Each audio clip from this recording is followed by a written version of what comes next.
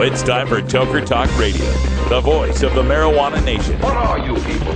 On dope? Where you can toke. I inhale frequently.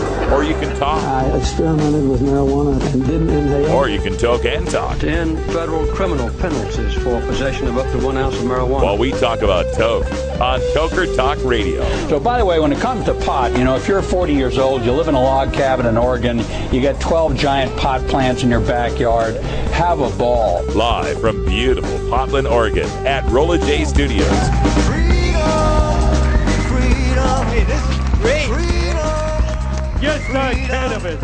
Plus your calls live at 971-533-7111. They're walking on their pants with their cap on backwards, listening to Enema Man and Snoopy Poop Dog. What's to keep somebody from getting all potted up on weed and then getting behind the wheel? Gateway theory doesn't work. It's a reality. Holland, is it real? Don't tease me. We're locking up people that take a couple of puffs of marijuana, and the next thing you know, they got 10 years. And now, here's your host, the guru of ganja graphics, the sultan of sativa statistics, and the worst nightmare of a reefer mad prohibitionist. A polite, perspicacious, productive pothead with a propensity for PowerPoint. Radical Russ Belville.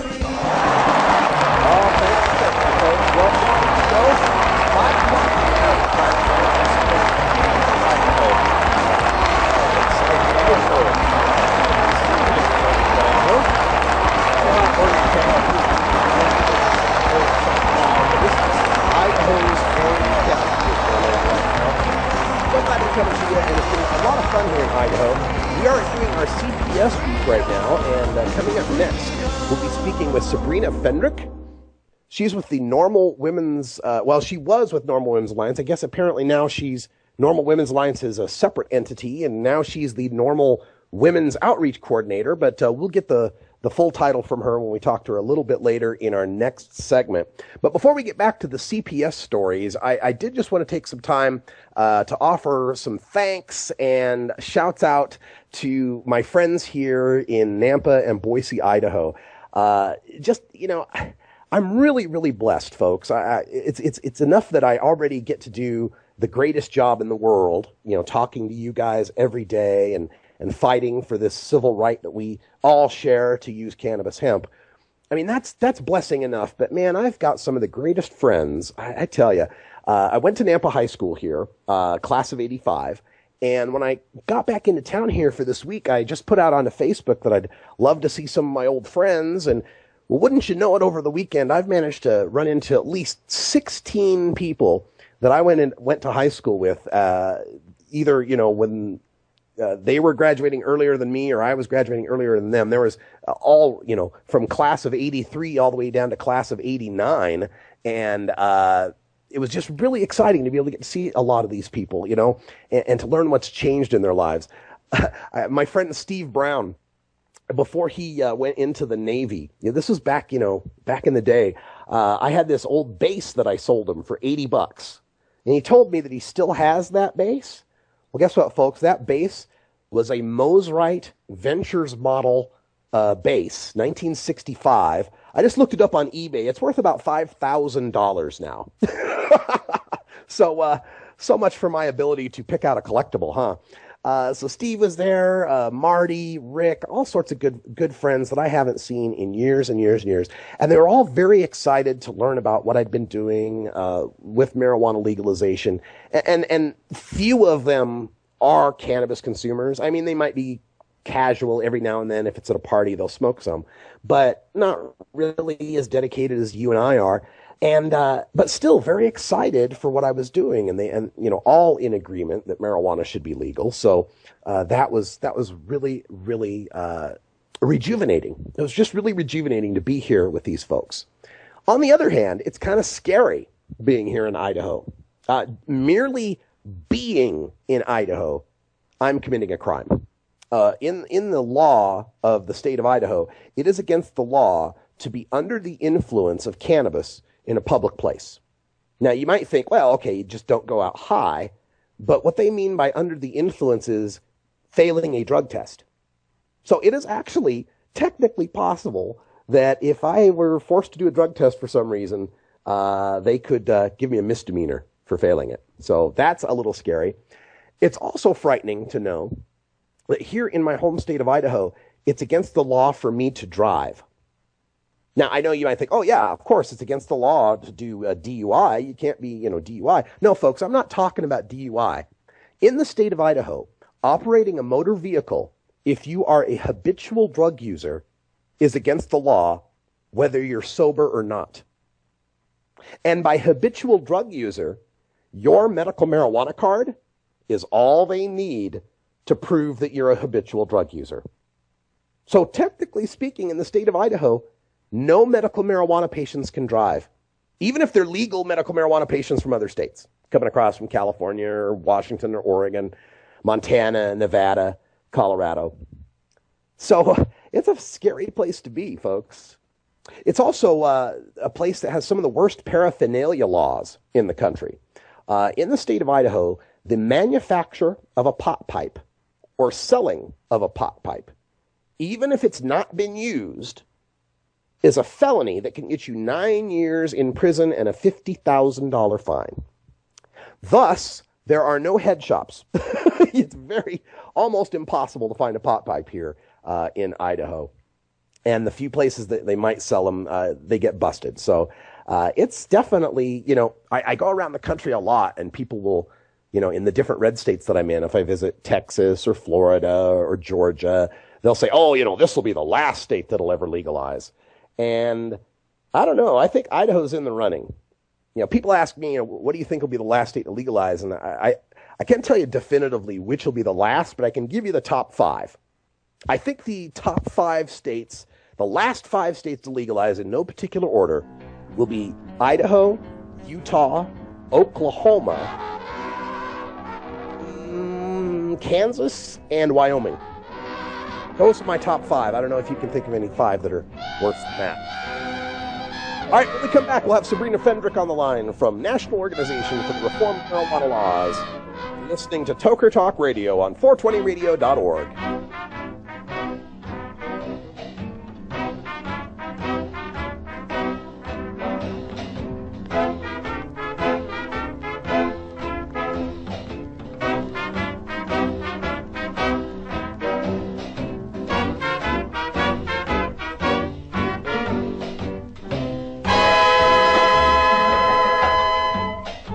The Russ Belville Show is blogging and podcasting daily at RadicalRuss.com. Hey, Tokers and Tokettes, Radical Russ here to introduce you to my friend Matt and all the staff at Lush LED Lighting. Growing plants indoors can be a rewarding hobby, but electricity bills can go through the roof. Then you have to cool down all those big hot lights. It can drive a grower insane.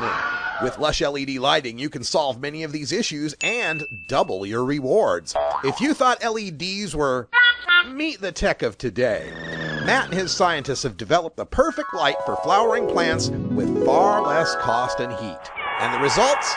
Let's just say I appear at a lot of events with the masters of indoor horticulture, and the harvests I saw from Lush LED Lighting were big, tight, sticky, and very effective. Check out LushLEDlighting.com right now and tell them Radical Russ sent you. Double your rewards and lower your expenses with Lush LED Lighting. I'm Radical Russ Belville, and I want to thank you for listening to 420 Radio. We couldn't survive without you and our sponsors, and I'd like you to check out one of our prime sponsors, the National Cannabis Coalition. I've been working with NCC since June of 2012, and I'm proud to be part of the team they have assembled. National Cannabis Coalition is building the partnerships with reformers, lawmakers, and industry we need to be successful. Visit the National Cannabis Coalition website at nationalcannabiscoalition.com or the easier-to-remember ncc420.com. That's where you'll get the exclusive first look at my radical rants, as well as informative articles from the nation's top cannabis pundits. Visit ncc420.com today, and if you have your phone handy, text Russ to 420-420 to support NCC and 420 Radio. It's a free text message that helps us help you end adult marijuana prohibition. Learn more at ncc420.com, and thanks for supporting independent marijuana legalization public radio. Welcome back, everybody. 10 after the hour, and I just received a text message from Sabrina Fendrick. She's stuck on a bus in Washington, D.C., so we're going to wait until she texts me back, and then we will get her on the line. We are continuing our look at Child Protective Services. This is our CPS week here at 420 Radio, and it's like Sarah was saying in the earlier segment, this is bigger than just CPS using marijuana as a way to get at kids. It's the way that brings us into this issue, but the issue is far bigger than just marijuana. There are so many horror stories about Child Protective Services, and she briefly mentioned one of them. That was the terrible case of Alexandria Hill, a young girl who was taken by Child Protective Services, put in the care of a foster mom who then shook her to death. Basically killed this little 2-year-old girl. And this is one of the reasons why I find this week of shows so important. Because the statistics that we know about Child Protective Services and foster care show that a child kept even with their abusive parent is likely to be treated better than a child that ends up in foster care. Now, this is not to denigrate some of the people working in foster care, some of the foster families, like the ones that are taking care of Lily, who are good people and trying to do good thing to help kids. And this set of shows is not to say that there isn't a need for Child Protective Services. Indeed, there are abusive, horrific parents out there, and the children need to be protected. But as happens often in government, we have a situation where there's good intentions. They say the road to hell is paved with good intentions, and CPS is paved with a lot of good intentions, folks. And later on this week, we are going to be talking to people that are going to give you such a look at the insides of CPS that it'll cause you to really want to rethink how we do this in America. Coming up on tomorrow's show, our guest will be Charmy Goulson. In the first hour, she's with Moms United, I believe, out in Michigan, and she's been working with a few cases out there, and also on the family law system in general. So she'll be on tomorrow's show, and then in hour 2, we're hoping to speak with Diane Fornbacher. It may be a pre-recorded interview because I don't think she can be on that late on the East Coast. But Diane Fornbacher is the managing publisher of Ladybud. If you check out ladybud.com, there are many good articles on this CPS that can give you some even more background information on what we're doing. On Thursday's show, our guest will be Diane Goldstein. She is one of the board members from Law Enforcement Against Prohibition. She's going to try to give us the cop perspective on CPS and what's going on, especially with some cases that are going on in California. And then in the second hour, we'll be speaking with Mark Reinhart. Mark Reinhart is a blogger that I met here in Idaho. He has a blog called Idaho Calling. And he has been doing some investigative research and done some public records requests, Freedom of Information Act requests on Child Protective Services, on their funding, on their incentive programs. And talking with Mark on Thursday, I think, is just going to blow your mind, because that's where we're going to learn how broadly this CPS problem has expanded across the country and through so many different angles, not just the medical marijuana angle. And then on Friday, to conclude our special Moms for Marijuana and CPS week, we'll be speaking with Sarah Arnold, a.k.a. Sarah Kant. She is out of Boston, Massachusetts, and she is with the Family Law and Cannabis Alliance. This is her work. This is her area of expertise. She'll be telling us all about family law and some of the terrible cases that have gone down on the East Coast. And then on Friday, in hour 2, we'll be speaking with Lindsay Reinhart, and no relation to Mark Reinhart from the day before. Lindsay Reinhart is now in Southern Oregon. She's with Southern Oregon Moms for Marijuana and the Undergreen Railroad. Lindsay was Idaho's medical marijuana petitioner until CPS took her children and intimidated and scared her out of Idaho and into Oregon so she could treat her multiple sclerosis. But the more we hear about these cases of parents, even in the medical marijuana states, having to deal with Child Protective Services and losing custody, it's got her scared as well, even though she is there in the state of Oregon. All right, I just got the text from Sabrina Fendrick. We'll see if we can get her on the line here. She's with the NORML National Organization for the Reform of Marijuana Laws. She's the Women's Outreach Coordinator and one of the founders of the NORML Women's Alliance. We'll add her to the call here, and let's see if we can connect to her in Washington, D.C. You can find out more about NORML at norml.org and normalwomen.org. Hello? Hello, Sabrina. It's Russ. Hi, Russ. Sorry about that. That's okay. We know how the bus system is. I live on the bus in Portland, so I don't blame you for wanting to get out of that before you get on the air. But welcome back to the show. Thank you. I will give you a warning ahead of time that our automated system will take a break at 20 after. It's a union rule. We have to. But we'll come back after that break and continue to speak with you as well, okay? Okay. All right, so I wanted to find out your take. You know, we spoke in our first hour with Sarah Frank from Moms for Marijuana about a case up in Spokane with child custody, and you're working with NORML and doing outreach there. I imagine you must get calls every week having to deal with these situations of parents and marijuana use. Can you give us some of your experience on this?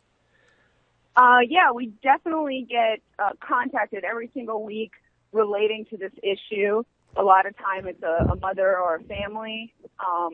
Other times it's lawyers who want to have their names added to the list. This is just kind of, and reporters are starting to cover the story more and more, which is really good, I think, because it might seem like it's a growing problem, but I think it's an existing problem that's just being paid attention to. And what is the situation across the medical marijuana states? We know now there are 20 medical marijuana states. Do you have any idea on the range of protections they offer for parents? So far, I don't know of any.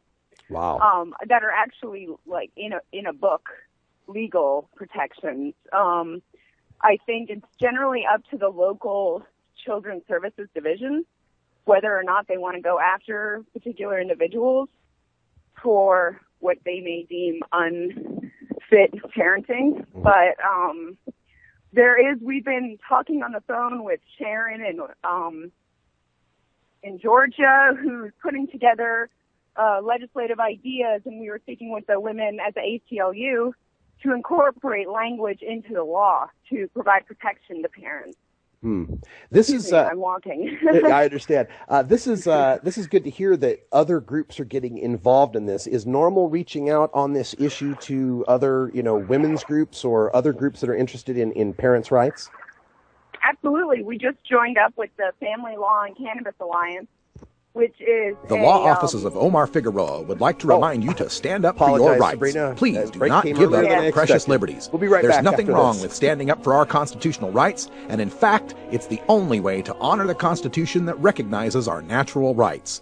Treat law enforcement with respect and respect the Constitution by standing up for your rights.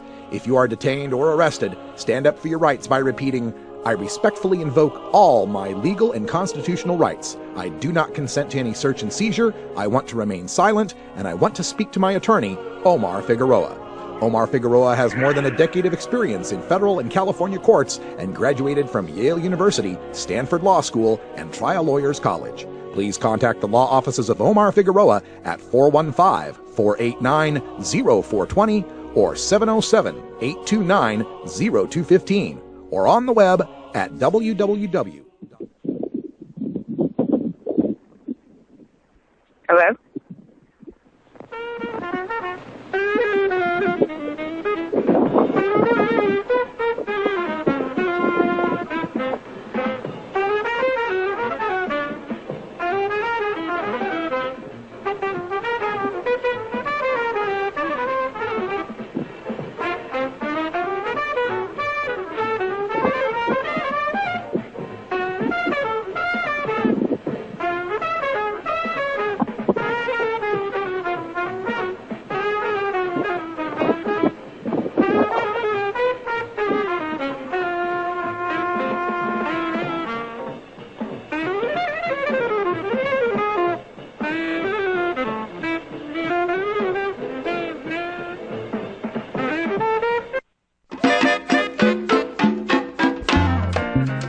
Well, I'm out here on the road, folks, so the Liebermater is on remote, and she does what she chooses to do. But it's 20 after, so it's time to take that special break, and when we come back, we'll have Sabrina Fendrick on the line from NORML. Stick around. Oh, have you ever met that funny reefer man? A reefer man.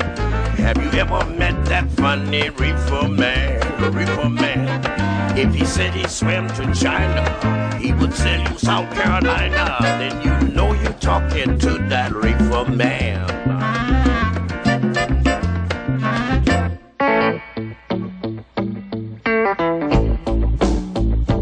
I'm a reefer smoking man. Woodpipe Smoke Shop and Speakeasy is your source for cannabis community gear in southern Wisconsin. Owners Brian and Tammy Wood are located in Kendall, just outside of Madison, and they've got everything for the smoking enthusiast, including a full assortment of pipes, water pipes, hookahs, bubblers, one-hitters, and so much more. They're open noon to 8 p.m. Monday through Saturday and can help you with your detoxification therapies as well. Call 608-466-7473 or email woodpipes@yahoo.com for more information. That's 608-466-7473 or email woodpipes@yahoo.com. And as always, go Pack Go.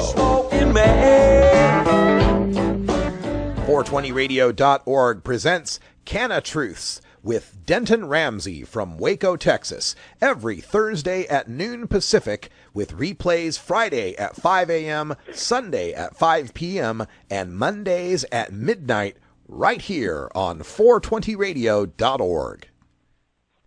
All right, welcome back, everybody. 22 after the hour. We're on the line with Sabrina Fendrick in Washington, D.C. She's the Women's Outreach Coordinator for the National Organization for the Reform of Marijuana Laws and one of the founders of the NORML Women's Alliance. And Sabrina, your business card just keeps getting bigger and bigger, doesn't it? Yep. I wear many hats. That's right. Well, in our business, we have to, don't we? Yeah. So Sabrina and I were talking about Child Protective Services and the fact that NORML in Washington, D.C. gets calls all the time from parents who are dealing with family law situations with respect to their use of marijuana. And I'm wondering, Sabrina, if you have advice for parents out there who might be cannabis consumers and might, what they can do to protect themselves in these situations. Well, the first thing would be to not let anybody inside your home. If they come to the door, if they don't have a warrant, then they have no right to come inside, and you don't have to let them in, no matter how much they try to scare you. You've every right. You tell them that you're going to call your lawyer, look up a lawyer on the NORML legal committee list, find one in your area, and don't do anything until you speak to one of them. Unfortunately, there's a lot of mothers who are very active in reform efforts. Make sure to educate those around you and your children about the difference between what is perceived and what it may be taught in schools as to the D.A.R.E program and versus what you are doing and the work you are doing fighting for a just cause. But my best advice would be to educate yourself as much as possible, know your rights, and make sure to have a point of contact for legal advice. You briefly mentioned D.A.R.E, and that's something, I'm a little bit older, so I managed to get out of school before D.A.R.E was established. But I'm wondering how much does D.A.R.E interface with family law? Because I imagine if that cop comes into the classroom and he's showing off the example drugs and one of the kids goes, "Oh, look, Maui Wowie," or, whatever, does that cop then turn and call in CPS to investigate the family? Well, I went through the D.A.R.E program, and I can explain exactly what they do, which is so unbelievably fucked up. Excuse my language. No FCC here. After they go and, try to scare all the children about different kinds of drugs, they then ask you to write down any behavior or anything that might sound like the type of behavior that they've been describing, that if they are seeing that in their home. And then you turn in that form And I mean, I was in 5th grade, I remember, and they, what do you know? People are having a drink after work. Who knows what they're doing, smoking a cigarette? But the child doesn't really know much of what's going on. They just see, they're trying to give as broad a picture as possible, so as many students think they fall within that. And then that's how they pretty much catch or try to go after the parents, is by making the kids fill out a form saying that they saw their parents do it. So like the other kids narc on their parents. Yeah, so like hypothetically they might say, does mom or dad ever go outside and then come back in smelling funny? And that could be a Swisher Sweet, that could be a cigar, that could be pot, we don't know, but the kid wouldn't know. They would just say, sure, yeah, that happens. Or, does your parent act irritated? Is there a lot of yelling going on?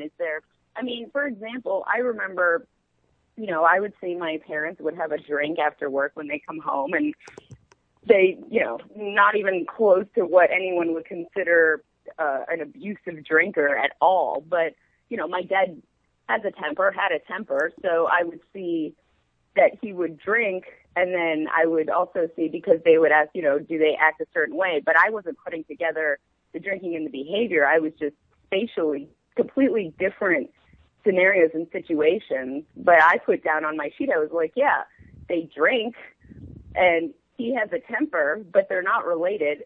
But on the form, the law enforcement or the cops thought I was implying that it was. They took me into a room. They called my parents, and my mom was like, what are they telling you, and what are you telling them? Because everything that they tried to make it sound like I was describing was absolutely not true. Man. So they also wanted to distort whatever it is a child says. They basically confuse you, distort what you think you know, and then try to go after your parents for that. Wow. And so this is the D.A.R.E program. This is, it's a police state tactic, really, to get, kids to try to narc on their parents. It's just insane. And I talked to a lot of D.A.R.E graduates who tell me that the first time they ever saw drugs was D.A.R.E. They never saw it in school, never thought about it until D.A.R.E showed up. Yep. And then you have to write an essay about why you won't do drugs. I actually found my essay recently from 5th grade. My mom saved all of that stuff. It's really funny to read now. I think that would make a good post.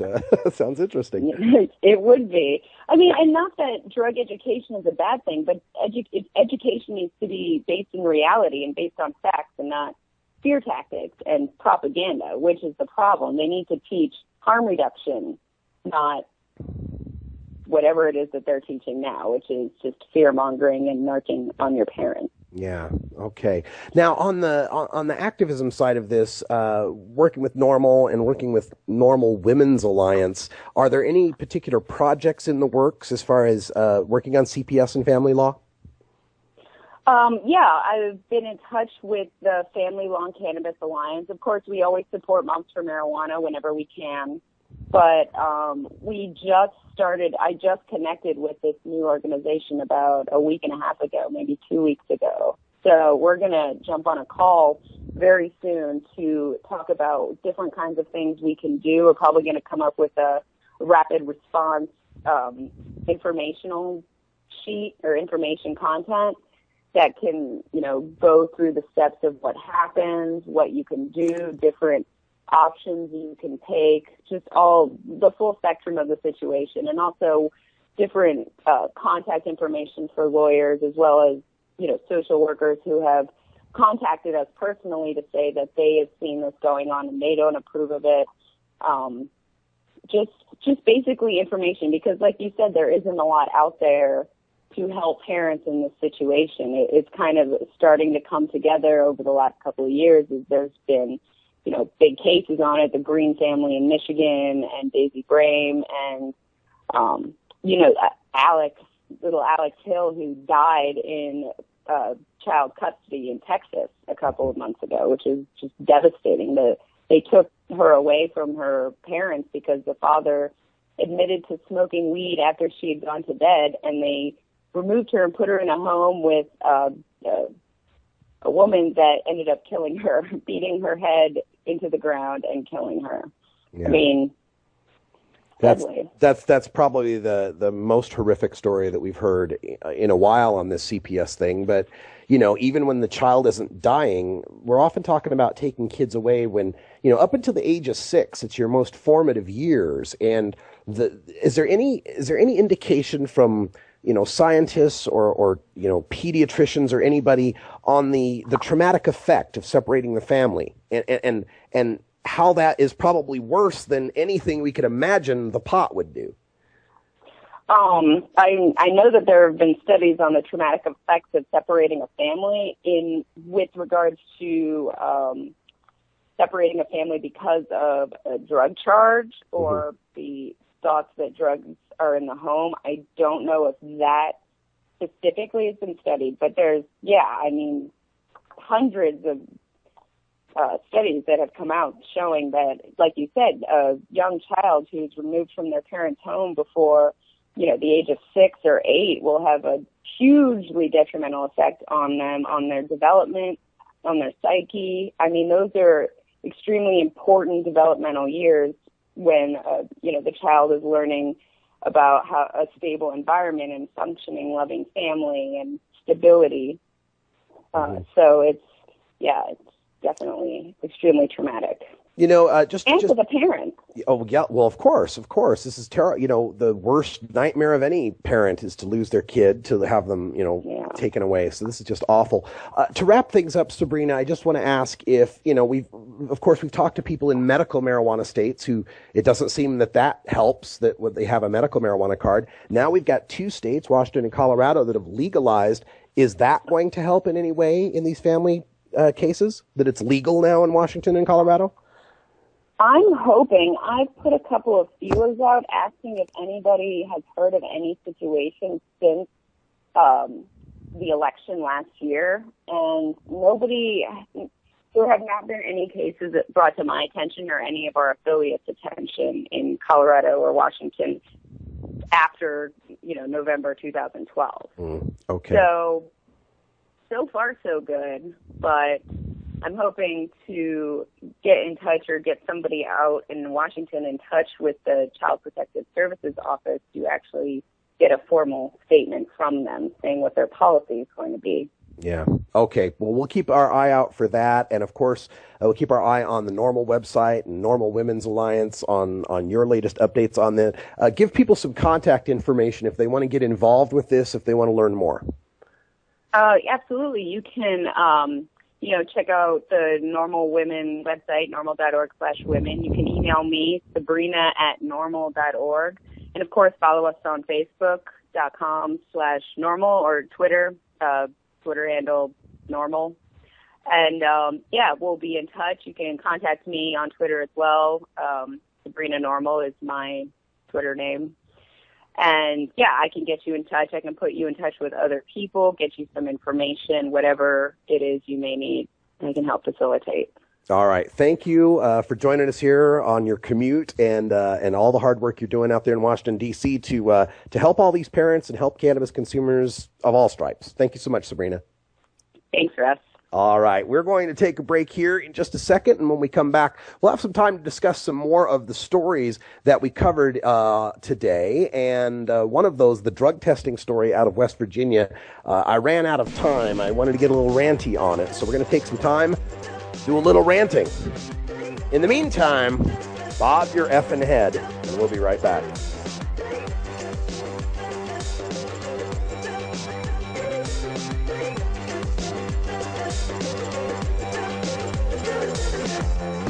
People, you smoke trees till you get what you need now. Designer drugs and minted smokes to get through the day. You always get them so high. We'll be right back after these messages from our 420 friendly sponsors. Support these advertisements because their ad money goes straight to the Russ Belville Show. You're tuned into the Russ Belville Show, the voice of the marijuana nation.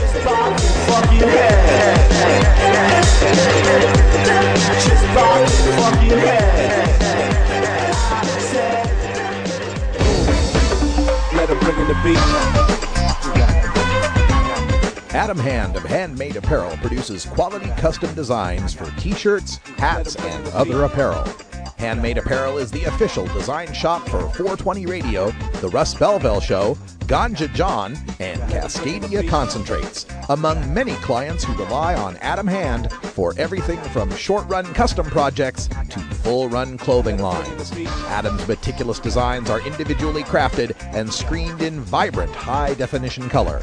Visit handmadeapparel.biz to browse the selection of handmade gear or to get a personal quote for your own designs. Handmade Apparel, a proud supporter of 420radio.org.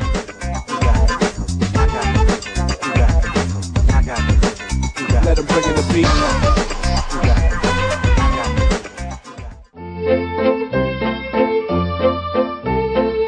Kom allemaal naar de Cannabis Cup van 24 tot en met 28 november in Amsterdam in de Van Genthallen bij Amsterdam Roest. Verwacht alle coffeeshophouders uit Amsterdam die hun beste nieuwste producten laten zien. En hun wiet en hash wordt gekeurd door een panel aan deskundige wiet-experts die een uitreiking gaan doen wie de beste wiet en hash heeft van het land. Verder heel lekker eten, drinken, sapjes, toffe optredens in de Melkweg. Dus zorg dat je erbij bent, 26e editie van de Cannabis Cup.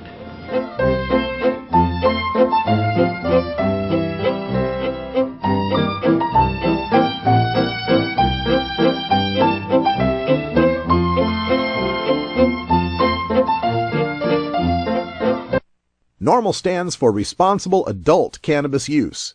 If cannabis use is causing problems in your life, consider taking a break or seeking medical assistance. Consider ceasing cannabis use if you have a family history of mental illness. Don't drive or operate heavy machinery while impaired by cannabis use.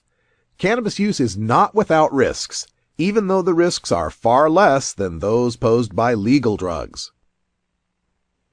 Welcome back, everybody. 37 after the hour here at Toker Talk Radio, coming to you live from Nampa, Idaho, on my last day of my Idaho vacation. It was a good time to get down here, visit my folks.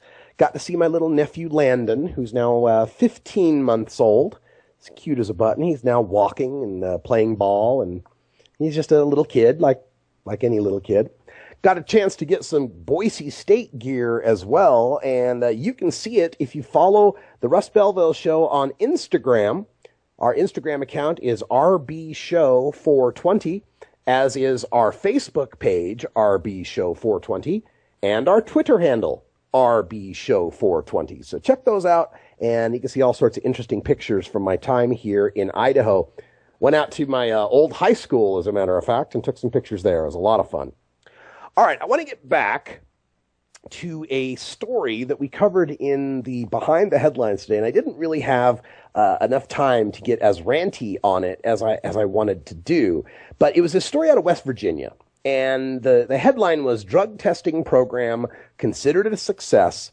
And what it was is a program, well, what it is, I guess it still exists, is this program to require a drug test, a P-test, right, the whiz quiz, require a drug test of people that were going to apply for federal job training benefits, right? Like, the job you had no longer exists. You want to get some grant money to go to community college or a technical school or whatever to build up your skills and be able to contribute to society.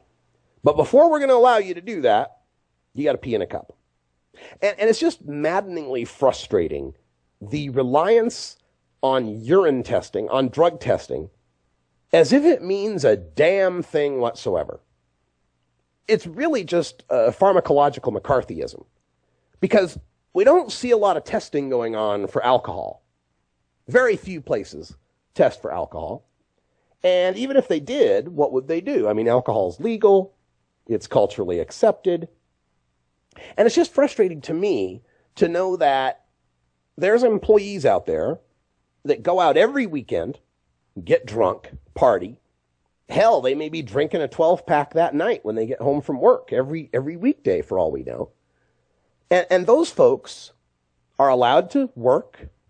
They're allowed to have jobs. And as long as they don't cause an accident or a problem, nobody ever drug tests them or worries about the fact that they're using alcohol. And we can show the statistics. We can show the public health costs of alcohol. We can show you how much this costs employer health plans for treatment of alcoholism, for treatment of cirrhosis, for all the deleterious effects that alcohol has on the body. And we can show the productivity losses as well, from people not coming into work Monday because they got a hangover and so forth. We can show that. And yet in our society, we've seemed to accept it, and not just accepted, but promoted this idea that, you work hard 40 hours a week, and then at the end of the work week, it's silver bullet time. It's Miller time. It's time to grab some buds. It's actually, there's companies that throw Christmas parties that have open bars for the employees. It's the end of the year. Let's celebrate. Let's all drink. Let's all take a liquid drug, a highly addictive liquid drug. And that's all fine. And I'm not against it. I mean, I drink like other people drink, I suppose. I'm a social drinker from time to time. And it's good to blow off steam and to socialize with your friends. And most people that drink alcohol drink it responsibly. So I don't have a problem with that. What I have a problem with is the double standard. This double standard that somehow a company has the right to proscribe a particular set of drugs. And that's what's frustrating on this, because this headline comes out and says drug testing program a success. And the idea or the implication here, let me get the quote here from this Burdett. He's the State Commerce Secretary, Keith Burdett. And he says, folks that can't pass a drug test don't try. And he means don't try to get the job retraining benefits, right? He says that like it's a good thing. Like there's a whole bunch of unemployed people in West Virginia, and thank God we found a way for some of them to not want to get job retraining. That's just insane to me. If the problem's unemployment and lack of skills, restricting people from getting those extra skills doesn't sound like it's a very good benefit here. And if what we're worried about are people that are on drugs, might have problems with drugs, what do you think helps them get off their problem with drugs better? Having employment and a home, or being homeless and unemployed? Which one of those two people you think is going to dig deeper into their addiction problem? The guy with the job or the unemployed guy on the street? It's completely counterproductive. And so this secretary, Commerce Secretary in West Virginia says, well, out of 1,750 applicants who applied for these for this job training program, only 20 failed. And he seems to think that's a good thing. His idea here is, well, see, the druggies aren't even trying anymore. The druggies aren't even trying to get their job retraining money anymore. Well, that's quite an assertion when you have no previous data to compare it to, right? Now, if you told me that in the previous to the drug testing that 3,000 people were applying and now only 1,700 people are applying, then maybe you got something there. Fewer people are applying. And again, why would that be a good thing? Fewer people not getting job retraining to get jobs and be employed and contribute to West Virginia's tax base. Don't understand why that's a good thing, but at least then you could say you have some data to work with. You could say, yes, there's been this decline in applicants. But he doesn't even have that. He's got 1,750 and 20 failures. Now, I did the math on that because you know me. I look shit up. And the average cost of a urine screen can range, depending on the type of screening, what state it's in, how many you're doing, etc., a lot of factors, can be around $69 a test. About $69 to drug test someone. And I don't know for sure if this program is like others, but I assume that it must be like other programs I've read about where you have to front the cost of the test, and then if it's negative, they have to reimburse you some way. Maybe that's not what's going on here. I'm not sure. But if that's the case, at $69 per drug test, with 1,750 applicants, That's $120,750 that the state of West Virginia spent on drug testing to deny retraining benefits to 20 people. $120,000 to stop 20 people from getting benefits. So as a cost-benefit analysis, as a return on investment here, you'd have to be denying over $6,000 worth of benefits to each one of those 20 people for this to even break even. Right? I don't know how much the job training benefits are. Maybe they're over $6,000. I don't know. Didn't look that part up. But still, the cost works out to about $6,037.50 per failure for each one of those 20 failures. Was it really worth it, West Virginia? Was it really worth it? And then this idea, one of the other things that this Commerce Secretary promotes is that, well, when businesses want to pick a state to move to, they want to pick states that have a drug-free workforce. Yeah, bullshit. When companies look for a place to set up, that, I'm not saying that's not a concern, but it's very low on the list, right? They're looking for tax breaks. They're looking for favorable, like what's the energy cost? What is the relative education level of the potential employees? There's a lot of factors that go into a company deciding where they're going to locate. So this implication that, my gosh, if we don't drug test these people, no businesses will come to West Virginia, that's a red herring, folks. But this idea even that we would have such a thing as a drug-free workplace is ludicrous on its face. No workplace in America is drug-free, folks. There's people on all sorts of prescribed, Vicodin, Percocet, OxyContin, Dilaudid, Paxil, Prozac, Xanax, Claritin, Viagra, whatever, right? Antihistamines, SSRIs, antidepressants. If we really had a drug-free workplace and people at work could not be on those substances, there would be no workplace. And not even to mention the over-the-counter remedies that in some companies, like a lot of places I worked, and I worked in IT, a lot of places I worked, like the receptionist, like, oh, if you got a headache, you get the sniffles, well, go to the receptionist. She's got a whole desk full of first aid stuff. Advils and Tylenols and, antacids and all sorts of things. And then, let's get away from the medical aspect. Even when it comes to recreational drugs, we don't have a drug-free workplace. I mean, nicotine addicts are allowed to take 15 minutes every couple of hours away from their productivity to get their fix. You might call it a smoke break. I call it nicotine addicts getting their fix.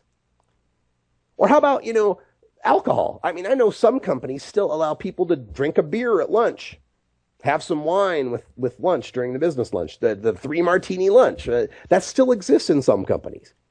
Other companies will have company parties or company get-togethers where alcohol is consumed, and nobody seems to have much of a problem with it. And we all know of the employees that come into work suffering the after effects from an ethanol overdose. A hangover, ethanol overdose. That puts it in perspective, doesn't it? Ethanol overdose.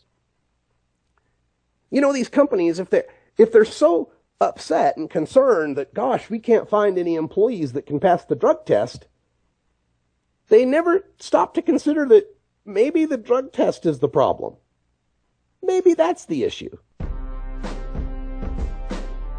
I'm going to talk a little bit more about this. I got a tiny bit of rant left on this whole drug testing situation. I find it to be rank discrimination, on par with racism, sexism, homophobia, ageism. It's pharmacological McCarthyism, people.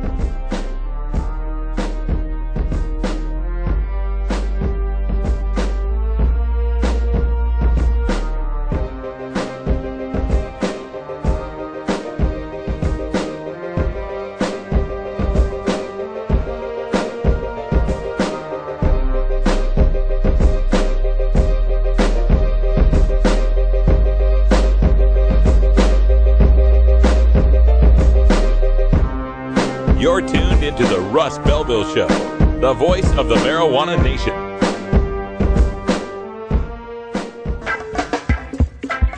I'm Sub Cool from Team Green Avenger. At TGAgenetics.com, we are working on the leading edge of medical strains. Our strains are rigorously tested for THC, CBD, THCV, and other critical cannabinoids. Know your grow. Check out our genetic diversity at TGAgenetics.com, the home of Jelly Bean, Jack the Ripper, Vortex, and other award-winning cannabis strains.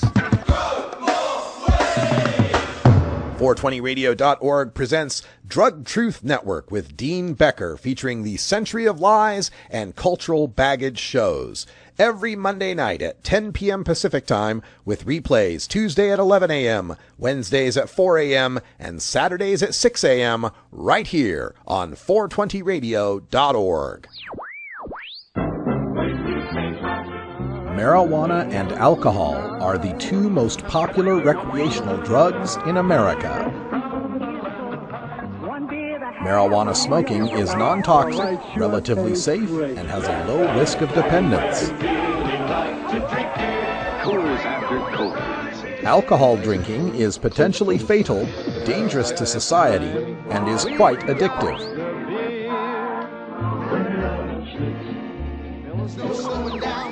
Marijuana is safer, so why are we driving people to drink?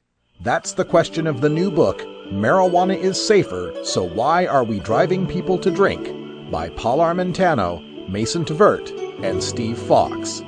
Visit Amazon.com or ChelseaGreen.com today to order your copy of Marijuana is Safer, or visit marijuanaissafer.com.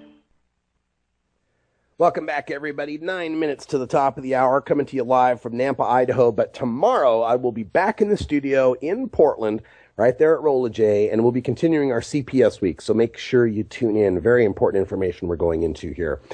All right, I wanted to bring up, I'm still bringing up, I should say, this West Virginia story on the drug testing and in the workplace. And I just want to continue on with another concept here, and that is, employers don't understand that by instituting drug testing, they are actually making their workplace more dangerous.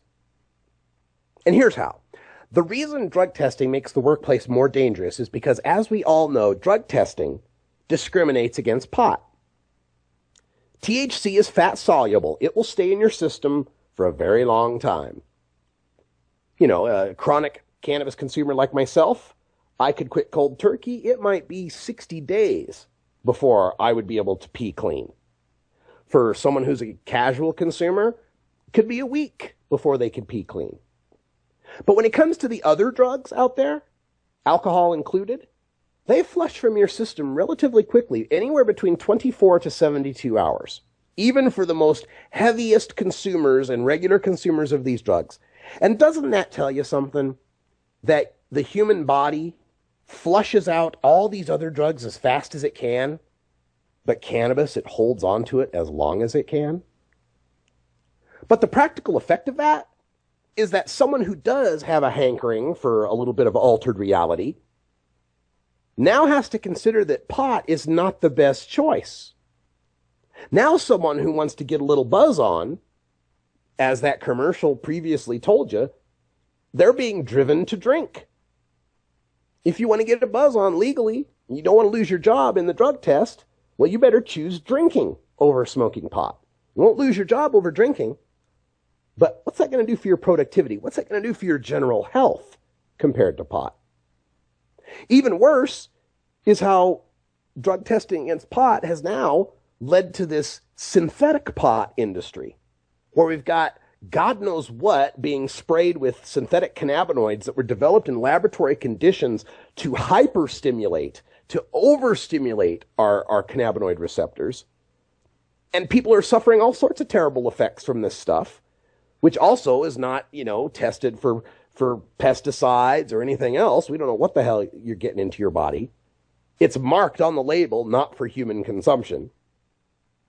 But most drug tests aren't picking up synthetic pot. So now we've incentivized someone in the workplace, if they do like pot, to try this synthetic stuff that doesn't show up on the P-test. And it just, I mean, does it blow your mind that someone in West Virginia could drink until he passes out, snort cocaine, smoke meth, and shoot heroin on Friday, and still be clean as a whistle for the drug test on Monday? But if you smoke pot on a weekend, come Monday, you're going to test, hell, come the next Friday, you could test positive. We're incentivizing people away from the safest drug choice they could make if they choose to use drugs. Folks, drug tests don't tell us whether someone's high on the job, whether someone's a good employee, whether someone's productive or not. Good management tells us those things. And again, to go back to alcohol, we don't drug test for alcohol, but we all know that if you come into work drunk, that's unacceptable, and you're probably going to get fired. So why is it that West Virginia employers can accept that their employees are going to go out to a Mountaineers game and tailgate and get drunk on the weekend, and they're okay to come back on Monday morning and it's not going to endanger the company? Why can't we handle all drugs that way? Why, especially when we know alcohol, of all the illicit drugs out there, is the most dangerous. It's the one, and this is not hyperbole, folks. I mean, people think of the terrible effects of heroin, the terrible effects of cocaine or meth, and they think them to be awful, awful things. But alcohol actually has a more deleterious effect on all of the organs of the human body, from the brain to the liver, lungs, stomach, intestines, pancreas, even your skin is affected by alcohol use. So we made the worst drug legal. We made it socially acceptable to use the worst drug. We understand that people use the worst drug. In fact, we promote their use of the worst drug, but we accept that they can come into work and be just fine. Now, maybe some of them will have a problem. Maybe some of them become alcoholics. And our workplaces even deal with that by employee assistance programs and drug counseling and such. Why can't we handle all drugs that way? Well, that's because our society is prejudiced against the use of non-corporate controlled drugs that grow where mostly brown people live. But I'll have to save that for another rant. All right, folks, that's all I got on drug testing today and all we got here for hour 2 in Toker Talk Radio. But stay tuned because we've got more shows coming up here on 420 Radio. I think for Tuesday today, that means we will be seeing, coming up next, Weed Nerd with Subcool out of Northern California. Great grow tips from the master himself from TGA Genetics, Subcool, and Ms. Jill from the Weed Nerd Show. Check that out coming up next. And then the next 2 hours, replays of this show, the Russ Belville Show and Toker Talk Radio.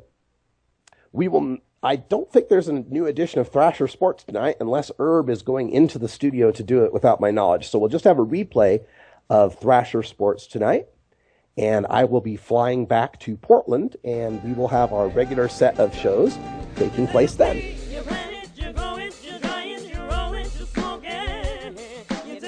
Thanks for joining us here in Toker Talk Radio. And remember, all this week is CPS week, both hours. We got guests at 3:30 and 4 o'clock all next week. Extended interviews, 2-segment interviews with our guests. So tell everyone you know, spread it through Facebook and all your social networking channels. For everyone here at 420 Radio, I'm Radical Russ. Thanks for joining us. And until next time, take care of each other, Tokers.